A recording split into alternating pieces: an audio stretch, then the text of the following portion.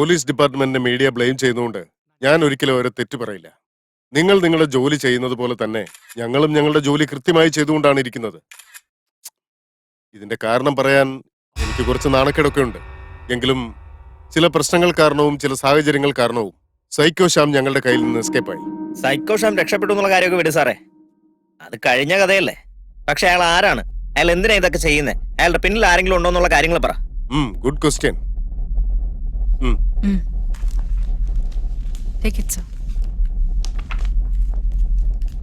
Psycho Shyam അഥവാ ശ്യാം സുന്ദറിന്റെ കഥ ആരംഭിക്കുന്നത് മഹാരാഷ്ട്രയിൽ നിന്നാണ്.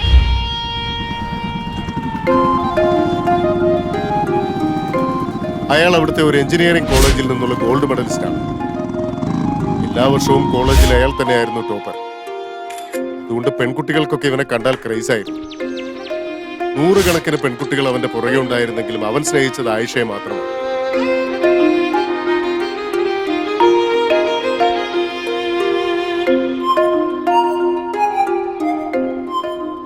അവളും അവനെ ആത്മാർത്ഥമായി തന്നെ സ്നേഹിച്ചു.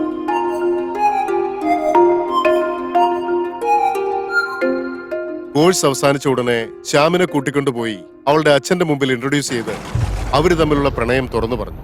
അവളുടെ അച്ഛൻ അവളെ കുറിച്ച് ഒരുപാട് സ്വപ്നങ്ങളുണ്ടായിരുന്നു. അവൾക്ക് നല്ലൊരു ബന്ധം വേണമെന്ന് ആഗ്രഹിച്ച അച്ഛൻ ശ്യാമിന്റെ ശമ്പളം കൊണ്ട് ഒരു ലിപ്സ്റ്റിക് പോലും വാങ്ങാൻ കഴിയില്ല എന്ന് പറഞ്ഞ ആ ബന്ധത്തെ എതിർത്തു. അതൊരു ചലഞ്ചായെടുത്ത ശ്യാം ദുബായിൽ ജോലിക്ക് ചേർന്നു. പെട്ടെന്ന് തന്നെ അവനൊരു ബിസിനസ്മാനായി. ചുരുക്കി പറഞ്ഞാൽ കേവലം 3 വർഷം കൊണ്ട് തന്നെ ഒരു വലിയ പണക്കാരനായി അവൻ ഇന്ത്യയിലേക്ക് തിരിച്ചെത്തി. പക്ഷെ അതിനുള്ളിൽ ആയിഷ മറ്റൊരു പണക്കാരൻ പയ്യനെ പ്രേമിച്ച് കല്യാണം കഴിച്ച് ലൈഫിൽ സെറ്റിലായി. അതറിഞ്ഞ ശ്യാം വല്ലാത്തൊരു ഡിപ്രഷൻ അവസ്ഥയിലായി. അവിടെ മുതലാണ് ഈ ശ്യാം സീരിയൽ കില്ലറായ സൈക്കോ ശ്യാമായി മാറുന്നത്. ആയിഷയും അവളുടെ ഭർത്താവിനെയും അവൻ ക്രൂരമായി കൊന്നു. അവിഹിത ബന്ധങ്ങളുള്ളവരെ ടാർഗറ്റ് ചെയ്ത് അവൻ കൊല്ലാൻ തുടങ്ങി. പോപ്പുലർ ഹോളിവുഡ് ആക്ടർ പ്രശാന്ത് സിംഗിനെ കൊന്നതായി അവൻ സ്റ്റേറ്റ്മെന്റ് നൽകി. അതിനുശേഷം ഫേമസ് ഇൻഡസ്ട്രിയലിസ്റ്റ് അജയ് മൽഹോത്ര ബോംബെയിൽ വെച്ച് കൊല ചെയ്യപ്പെട്ടു. അതിനുശേഷം ഗോവയിലെ വലിയൊരു ബിസിനസ് ടൈക്കൂൺ സിക്കന്ദറിനെ കൊന്നു. തുടർച്ചയായി സെലിബ്രിറ്റീസിനെ കൊല്ലുമ്പോൾ ന്യൂസ് ഫാസ്റ്റായി റീച്ചായി സൈക്കോ ശ്യാം എന്ന പേര് ഫേമസ് ആയി ജനങ്ങൾ ഭയപ്പെടുമെന്ന് അവൻ ചിന്തിച്ചു. അതേ ഇന്റൻഷനോടെ ഈ നാട് മുഴുവൻ സ്റ്റേറ്റ്മെന്റ് കൊടുക്കുവാനായി നാഷണൽ വൈഡ് സെലിബ്രിറ്റീസിനെ എല്ലാം അവൻ കൊല്ലാൻ തുടങ്ങി. അങ്ങനെ ഒരു നാൾ ഗോവയിൽ നിന്ന് അബ്സ്കോണ്ടായി ഇങ്ങോട്ട് വരുന്ന സമയത്ത് നമ്മുടെ പോലീസ് അവനെ അറസ്റ്റ് ചെയ്തു. സൈക്കോ ശ്യാമിനെ അറസ്റ്റ് ചെയ്യാനായി നമ്മുടെ DCP റിയ ഒരുപാട് കഷ്ടപ്പെട്ടു. മഹാരാഷ്ട്ര പോലീസിലേക്ക് നമ്മൾ ശ്യാമിനെ കൈമാറുന്നതിന് മുമ്പായി DCP ആയ ഈ ഇരിക്കുന്ന റിയ സൂപ്പർ ജനിക്ക് എന്നറിയപ്പെടുന്ന സ്പെഷ്യൽ സെല്ലിലാണ് അവനെ അടച്ചിട്ടിരുന്നത്. പ്രധാനമന്ത്രിയുടെ സെക്യൂരിറ്റിക്കായും അന്നത്തെ ന്യൂ ഇയർ പാർട്ടിക്കായും ഡിപ്പാർട്ട്മെന്റിലെ ഓഫീസേഴ്സിനെ എല്ലാം നിയമിച്ചിട്ടുണ്ടായിരുന്നു. സെക്യൂരിറ്റി കുറവായിരുന്നതുകൊണ്ട് നിംഹാൻസിലേക്ക് ഷിഫ്റ്റ് ചെയ്യുന്ന സമയത്ത് ബൈ മിസ്റ്റേക്ക് ഞങ്ങളുടെ ഭാഗത്തു നിന്നും സൈക്കോ ശ്യാം എസ്കേപ്പ് ആവുകയും ചെയ്തു. അങ്ങനെയാണെങ്കിൽ പ്രൊഡ്യൂസർ രാജശേഖരനെ കൊന്നതും സൈക്കോ ശ്യാം ആണോ? ഓബിയസ്ലി. ഇത്ര ഉറപ്പോടെ എങ്ങനെ പറയാൻ പറ്റുന്നു സർ? പ്രൊഡ്യൂസർ രാജശേഖറും അഞ്ജലിയും തമ്മിലുണ്ടായിരുന്ന ബന്ധത്തെ പറ്റി അറിഞ്ഞ ശ്യാം വീണ്ടും അവന്റെ പവർ കാണിക്കാനായി എസ്കേപ്പ് ആയ അരമണിക്കൂറിനുള്ളിൽ തന്നെ പ്രൊഡ്യൂസർ രാജശേഖരനെ കൊന്നിരിക്കുന്നു. ഈ നാട് മുഴുവൻ ഐ ആം ബാക്ക് എന്ന മെസ്സേജ് അവൻ കൊടുക്കുകയും ചെയ്തു. സൈക്കോ ശ്യാമാണ് കൊലപാതകം ചെയ്തത് എന്നതിന് ആരെങ്കിലും സാക്ഷികളായിട്ടുണ്ടോ സർ? തീർച്ചയായും. ഓരോ സീരിയൽ കില്ലേഴ്സും അവർ കൊലപാതകം ചെയ്യുമ്പോൾ അവരുടെ ഒരു സിഗ്നേച്ചർ അവിടെ അവശേഷിപ്പിക്കാറുണ്ട്. അതേപോലെ തന്നെ സൈക്കോ ശ്യാമും കൊല ചെയ്യുന്ന ഓരോ വീട്ടിലും ചെന്ന് അവന്റെ സൈലൻസർ ഗണ്ണുകൊണ്ട് ഷൂട്ട് ചെയ്ത് തെറ്റുകളെ കുറിച്ച് ചിന്തിച്ച തലയിൽ മാർക്ക് ചെയ്ത് തെറ്റുകൾ ചെയ്ത് വിരലുകൾ മുറിച്ച് സിംബോളിക്കായി അത് വെള്ളത്തിലിട്ട് ക്ലീൻ ചെയ്യുന്നത് കൊണ്ട് താൻ ഈ നാടിനെ തന്നെ ശുദ്ധീകരിക്കുന്നു എന്ന ചിന്തയാണ് അവന് മെഷിയ കോംപ്ലക്സ് എന്ന സൈക്കാട്രിക് പ്രോബ്ലം ഉണ്ട്. ഇതേ അസുഖം നമ്മുടെ ചരിത്രത്തിലെ പല ആളുകൾക്കും റിപ്പോർട്ട് ചെയ്തിട്ടുമുണ്ട്. ഞങ്ങളിപ്പോൾ സൈക്കോ ശ്യാമിനെ അറസ്റ്റ് ചെയ്യാനായി ഒരു സ്പെഷ്യൽ ടീം ഫോം ചെയ്തിട്ടുണ്ട്. എത്രയും വേഗം തന്നെ സൈക്കോ ശ്യാമിനെ നമുക്ക് അറസ്റ്റ് ചെയ്യാൻ സാധിക്കുമെന്നുള്ള വിശ്വാസം ഞങ്ങൾക്കുണ്ട്. ഈ മീറ്റിംഗിൽ ഞാൻ നിങ്ങളോട് എന്താണ് പറയാൻ ഉദ്ദേശിക്കുന്നതെന്ന് വെച്ചാൽ, പരിചയമില്ലാത്ത ആരെങ്കിലും വന്ന് കഥകിൽ മുട്ടിയാൽ 1 തവണയല്ല 2 തവണയല്ല 10 തവണ ആലോചിച്ചിട്ട് വേണം കഥക് തുറക്കാൻ. ഒരുപക്ഷെ നിങ്ങൾക്ക് എന്തെങ്കിലും സംശയം തോന്നിയാൽ അടുത്തുള്ള സ്റ്റേഷനിലേക്ക് ഫോൺ ചെയ്ത് ഇൻഫോം ചെയ്യണം. എല്ലാവരും സൂക്ഷിക്കുക. ഒപ്പം തന്നെ അവിഹിത ബന്ധങ്ങൾ ആർക്കെങ്കിലും ഉണ്ടെങ്കിൽ അവരാണ് കൂടുതൽ സൂക്ഷിക്കേണ്ടത്.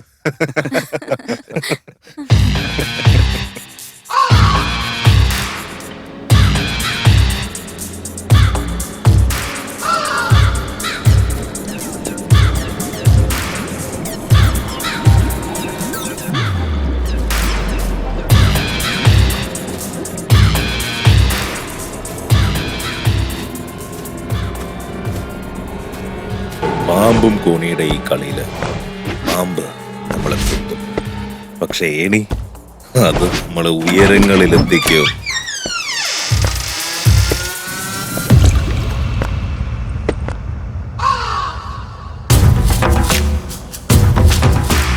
प्रभो पापकन्मेषं पापसम्पादक्षमते पापपरिहारो प्रक्षणम् आवश्यम्.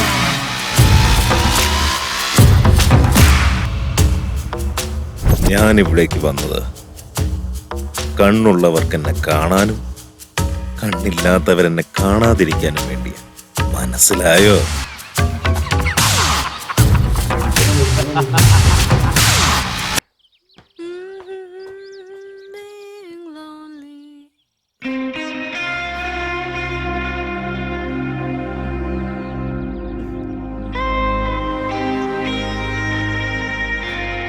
Rohan, hello Riya, can I come? Come come come, ഭയങ്കര വർക്കൗട്ടിലൊക്കെ ആണല്ലോ. വാ വാ വാ.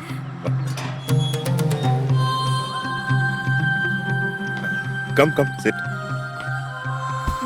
മോനേട്ടാ 2 കോഫി കൊണ്ടുവരണേ. കൊണ്ടുവരാ മോനെ. ഡ്യൂട്ടി ഇതുവരെയായിട്ട് റിപ്പോർട്ട് ചെയ്തിട്ടില്ല. നാഷണൽ പോലീസ് ബാഡ്മിന്റൺ ചാമ്പ്യൻഷിപ്പ് വരുന്നുണ്ട്, അതിന്റെ പ്രാക്ടീസിലായിരുന്നു. Oh nice. Rohan, can I ask you something? ചേച്ചി എപ്പോ നോക്കിയാലും ബിസി അല്ലേ? നീ ഒറ്റയ്ക്ക് ആ വീട്ടില് വെറുതെ ഇരുന്ന് ബോറടിക്കില്ലേ? What you mean? അതേ വീട്, TV, ക്ലോക്ക്, ഇതൊക്കെ നോക്കി ഇങ്ങനെ എപ്പോഴും ഇരിക്കണ്ടേ? എന്റെ മനസ്സിൽ എപ്പോഴും എന്റെ ദേവത നിന്റെ ചേച്ചിയുള്ളപ്പോ പിന്നെന്താ. അതുകൊണ്ട് തന്നെ ഞാൻ ഒരിക്കലും തനിച്ചാണെന്നുള്ള ഫീൽ വരാറില്ല. മനസ്സിൽ അവളോട് സംസാരിച്ച് എപ്പോഴും ടൈം പാസ് ചെയ്യും ഞാൻ. Oh really great. എന്തായാലും നിങ്ങൾ രണ്ടുപേരും സെറ്റിലായി. പക്ഷേ നിങ്ങളുടെ മുമ്പിൽ പ്രായപൂർത്തിയായ ഒരു ജീവനുണ്ട്. അതിന്റെ കല്യാണം നടത്താനുള്ള കോമൺ സെൻസ് വേണ്ടേ? ഓ ഓ, ഇതായിരുന്നോ കാര്യല്ലേ? ഞങ്ങളായിട്ടൊരു ചെക്കനെ കണ്ടുപിടിക്കണോ ചേച്ചി? അതോ നീ തന്നെ കണ്ടെത്തുവോ? എങ്ങനെയാ? എടി കള്ളി, ഞാൻ നിന്റെ ചേച്ചിയാ. നീ അന്ന് അവന്റെ അച്ഛനെ പരിചയപ്പെടുത്തുന്നത് കണ്ടപ്പോഴേ അവനാണ് നിന്റെ മനസ്സിൽ കയറിയിരിക്കുന്നതെന്ന് എനിക്ക് മനസ്സിലായി. കമ്മീഷനോട് കാര്യങ്ങളൊക്കെ സംസാരിച്ച് നിന്റെ കല്യാണം ഫിക്സ് ചെയ്തിട്ടുണ്ട്. എത്രയും പെട്ടെന്ന് നിങ്ങളുടെ കല്യാണം നടക്കും. Love you so much.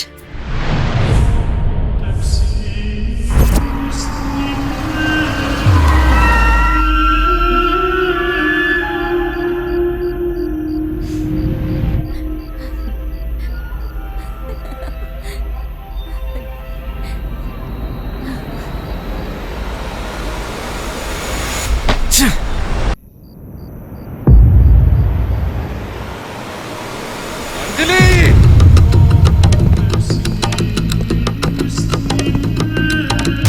Anjali, ഇത്ര വൃത്തികെട്ടവളായിരുന്നല്ലേ നീ? നാണമില്ലാത്തവള്, എന്നെ ചതിച്ചല്ലേ നീ? ഇവിടെ ഓടി. നീ എന്താടി വിചാരിച്ചേ? ഞാൻ അത്ര വലിയ പൊട്ടനാന്ന് കരുതിയോ നീ?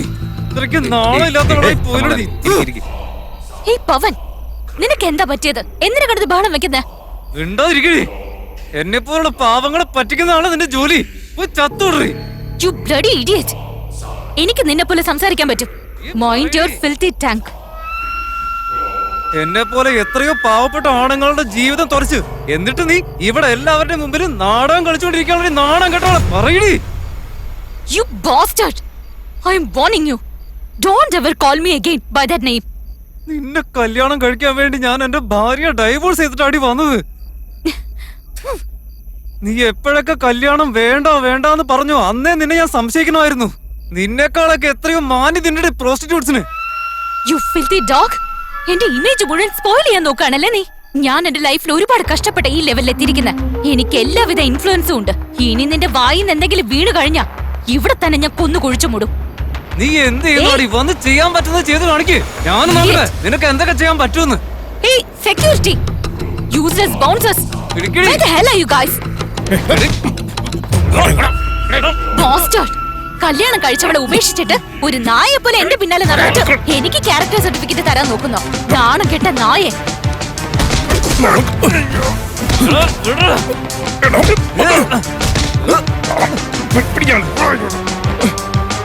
I will kill you. ഓടി പിരാജ്. ഓടി. ഓടി. I will kill you. I will kill you, bastard. ഒറ്റയ്ക്കായിരുന്നു ഇത്രയും കാലം നീ ഞങ്ങളെ വിടരുത്. I will kill you.